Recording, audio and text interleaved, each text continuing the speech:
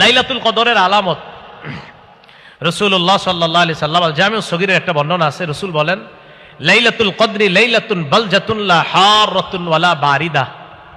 লাইলাতুল কদরের রাত্রিটা নাতিশীতোষ্ণ হবে, ঠান্ডাও হবে না, গরমও হবে না।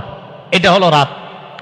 সকালটা কেমন হবে? মুসলিম শরীফের বর্ণনা আছে 1670 নম্বর বর্ণনায় রাসূল বলেন, আমারাতুহা আন তাতলু আশ-শামসু ফি সাবিহাতি ইয়াউমিহা বাইদা আলা শুআআ লাহা।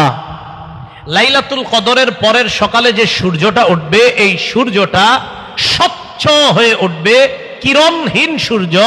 যেই কিরণ প্রতিদিন সকালে সূর্যের কিরণে আমাদের অনেকের তাপমাত্রা সইতে কষ্ট হয়, লাইলাতুল কদরের পরের সকালের সূর্যের তাপমাত্রাটা আমাদের জন্য কষ্টকর হবে না। এখন আপনারা কি করবেন?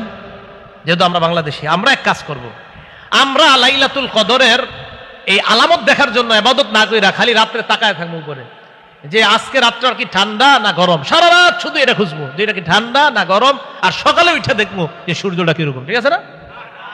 ঠিক আছে, আমি দুই একজন কহ ইবাদত করব যে লাইলাতুল কদরের রাত্রিটা হবে নাতিশীতোষ্ণ আবহাওয়া, গরমও হবে না, ঠান্ডাও হবে না, পরের সকালটা হবে সহনীয় একটা রুদ্র। এই জন্য আমরা খালি প্রত্যেক রাতে খুঁজবো কবে গরম কম আর কবে বেশি, পরের দিন সকালটা কবে আমাদের তাপমাত্রা সহনীয়। কারণ আমাদের অভ্যাস তো এটা খুঁজি।